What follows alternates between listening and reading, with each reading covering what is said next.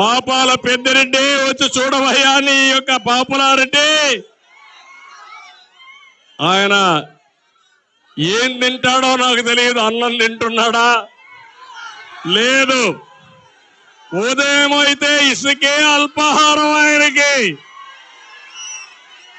మధ్యాహ్న భోజనం మైన్స్ ఆయనకి, రాత్రి డిన్నర్ ఇరిగేషన్ ప్రాజెక్టులు. ఒకప్పుడు బకాసురులు ఉండేవాళ్ళు, అలాంటి బకాసురుణ్ణి మించిపోయాడు ఈ పాపాల పెద్దిరెడ్డి. గజం కేవలం 15,500 రూపాయలతో 150 గజాల భూమి కేవలం 23 లక్షలు మాత్రమే. నేను అడుగుతున్నా, తమ్ముళ్ళు పుంగనూరులో ఈసారి గెలుస్తాడా? గెలిపిస్తారా? నేను అడుగుతున్నా. ఇలాంటి దుర్మార్గులు రాజకీయానికి అర్హులా అని మిమ్మల్ని అడుగుతున్నా. వయసు పెరిగింది కానీ బుద్ధి మాత్రం పెరగల. కుప్పానికి వెళ్ళాడు, కుప్పంలో గెలుస్తాడంట. నేను చెప్తున్నా, పుంగనూరులోనే నీ రంగు మారింది. పుంగనూరులో గెలిచే పార్టీ తెలుగుదేశం పార్టీ. నా దయాదాక్షిణ్యాల వల్ల గెలిచావు గాని ఇప్పుడు చూపిస్తా నా తడాక ఏంటో.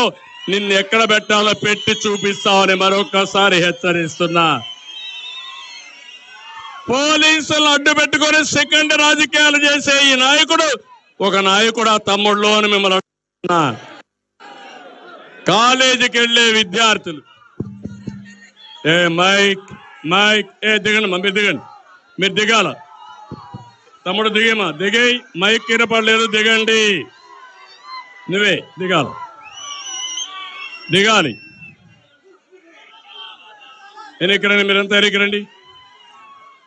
నేను ఒకటే చెప్తున్నా, మొన్నే అంగళ్ళు కేసులు పెట్టారా లేదా తమ్ముళ్ళు మన మీద? ఏం జరిగింది అంగళ్ళలో? మనం ఏమైనా దాడి చేశావా అని మిమ్మల్ని అడుగుతున్నా. చేశాము మన దారిలో వస్తున్నాం. ప్రాజెక్టులో జరిగే అవినీతి, ప్రాజెక్టుల పైన నిర్లక్ష్యం, పెద్దిరెడ్డి దోపిడీ, ఇవన్నీ కూడా ఎక్స్పోజ్ చేశాం.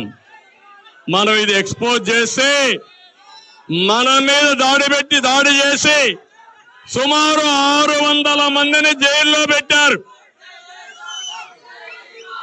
నేను ఒకటే చెప్తున్నా, 600 మంది, ఇందులో విద్యార్థులున్నారు, అదే మరి ముసలి వాళ్ళు ఉన్నారు, కొంతమంది గ్రామం వదిలిపెట్టి ఎక్కడికో వెళ్ళిపోయారు, చాలా ఇబ్బందులు పడ్డారు. అందుకే ఈ పీలేరు సభలో చెప్తున్నా, మళ్ళీ తెలుగుదేశం పార్టీ ఏంటో, నేనంటే ఏంటో చేసి చూపిస్తామని హెచ్చరిస్తున్నా.